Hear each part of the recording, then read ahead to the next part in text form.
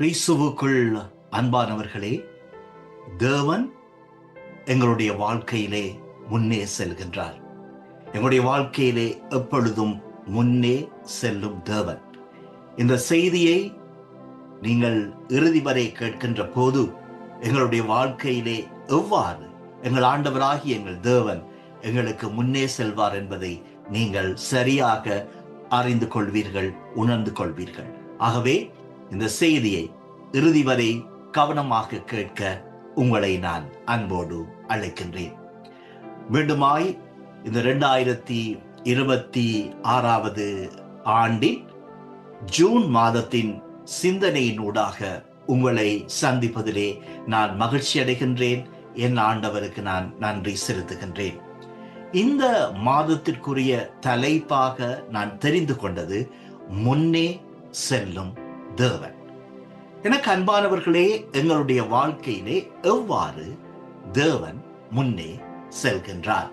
முதலாவதாக நாங்கள் பார்க்கின்ற போது எங்களுக்குரிய வழிகளை ஆயத்தப்படுத்துகின்றவராகவும் எங்களுக்குரிய தடைகளை எங்களுக்கு வழிகளிலே எங்களுக்குரிய தடைகளை அகற்றுகின்றவராகவும் எங்கள் தேவன் இருக்கின்றார்.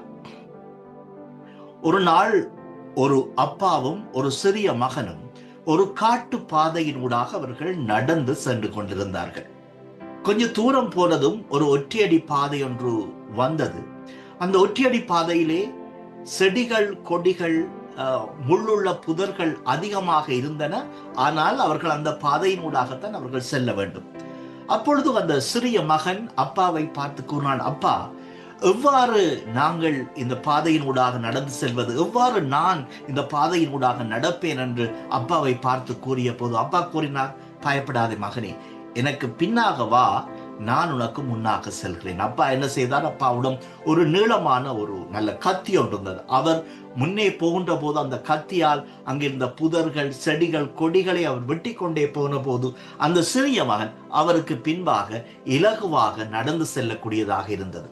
அப்போது அந்த பாதை முடிவிலே அந்த சிறிய மகன் அப்பாவை பார்த்து சொன்னான், அப்பா, எனக்கு நீங்கள் முன்னாக போய் நீங்கள் பாதையை செவ்வைப்படுத்தியபடியால், ஆயத்தப்படுத்தியபடியால் நான் இலகுவாக உங்களுக்கு பின்பாக நான் நடந்து வரக்கூடியதாக இருந்தது என்று அந்த சிறிய மகன் சொன்னான். எனக்கு அன்பானவர்களே, எங்களுடைய வாழ்க்கை பாதையிலும் இவ்வாறு தான் எனக்கும் உங்களுக்கும் உரிய வழியை ஆண்டவர் எப்பொழுதும் அவர் ஆயத்தப்படுத்துகின்றார். எங்கள் வாழ்க்கை பாதையிலே எங்களுக்கு இருக்கிற தடைகளை அவர் அவ்வாறுதான் அவர் அகற்றுகின்றார். இன்றைய நாளிலும் நாங்கள் உபாகமம் 31 அதிகாரம் 8வது வசனத்தை நாங்கள் பார்ப்போம். உபாகமம் 31 அதிகாரம் 8வது வசனம். அந்த வசனம் இவ்வாறு சொல்லுகின்றது, கர்த்தர் தாமே உனக்கு முன்பாக போகிறவர், அவர் உன்னோடே இருப்பார், அவர் உன்னை விட்டு விலகுவதும் இல்லை, உன்னை கைவிடுவதும் இல்லை, நீ பயப்படவும் கலங்கவும் வேண்டாம் என்றார். இது மோசே ஜோஷுவாவை பார்த்து கூறுகின்ற வார்த்தைகள். இப்பொழுது கானானை நோக்கிய அவர்களது பயணத்திலே இப்பொழுது மோசேக்கு 120 வயது ஆகிவிட்டது.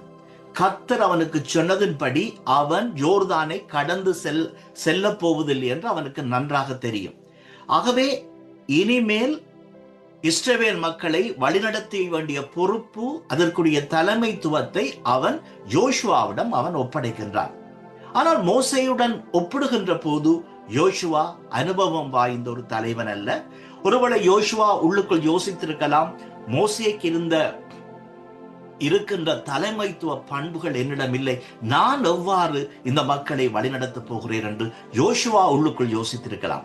அதே மாதிரி மோசேயால் வழிநடத்தப்பட்ட இஸ்ரவேல் மக்களும் யோசித்திருப்பார்கள், மோசே ஒரு சிறந்த தலைவர், அனுபவம் வாய்ந்த ஒரு தலைவர், அவன் இல்லை என்றால் இந்த யோசுவா எவ்வாறு எங்களை வழிநடத்த போகிறார் என்று அவர்களும் உள்ளுக்குள் யோசித்து கலங்கி இருக்கலாம். ஆகவேதான் எல்லா மக்களின் முன்பாக யோசுவாவை மோசே அழைத்து இந்த வார்த்தைகளை கூறுகிறார். அவர் சொல்லுகின்ற வார்த்தை என்ன?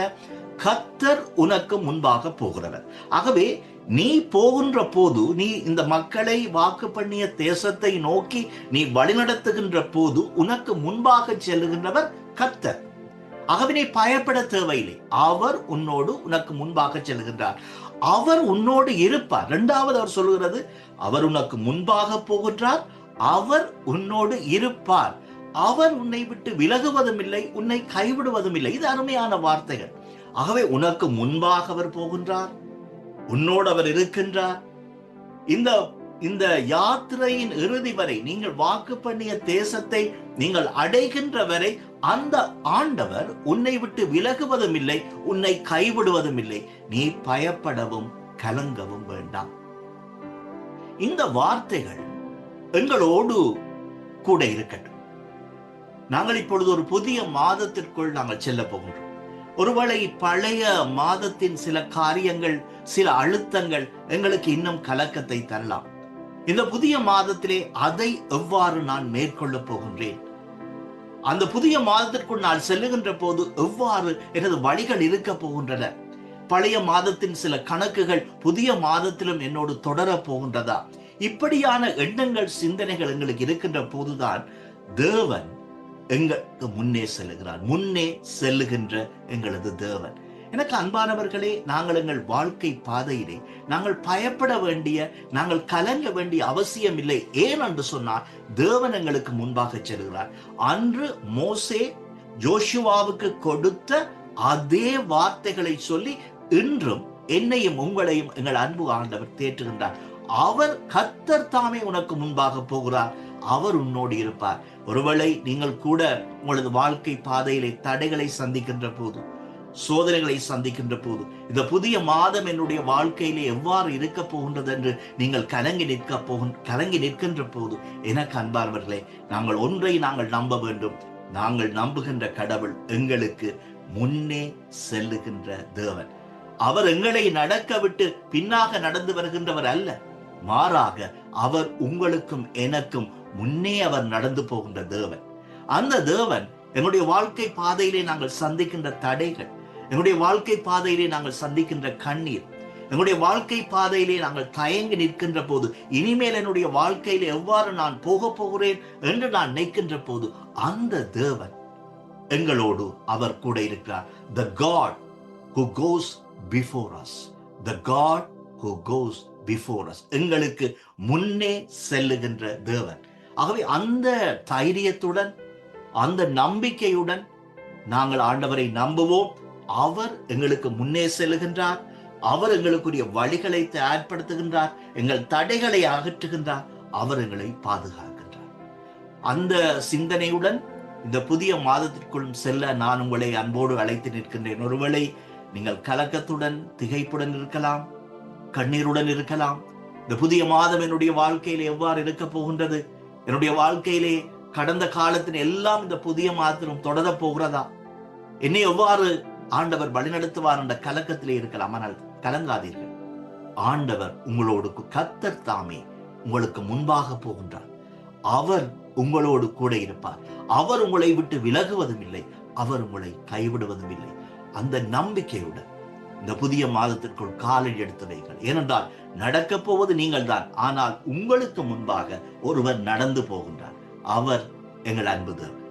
அவர் எங்கள் பாதைகளை, நாங்கள் நடந்து போகின்ற பாதைகளை, அது கரடு முரடான பாதைகளாக இருக்கலாம், முட்கள் நிறைந்த பாதைகளாக இருக்கலாம், ஆனால் இந்த பாதைகளை அவர் எங்களுக்காக தயார்படுத்துகின்றார். அவர் எங்களை அழைத்து செல்ல போகின்றார். அவர் எங்களுக்கு முன்பாக நடந்து போகின்றார். ஆகவே நாங்கள் கலங்க வேண்டிய, நாங்கள் திகைக்க வேண்டிய அவசியம் இல்லை. ஏனென்று சொன்னால் நாங்கள் நம்புகின்ற தேவன் முன்னே செல்லும் தேவன். அவர் எங்களுக்கு முன்பாக செல்கிறார். நாங்கள் அவருடைய பாதைகளை பின்பற்றி அவருக்கு பின்பாக நடக்க நாங்கள் அழைக்கப்படுகின்றோம். ஜெபம் செய்வோமா?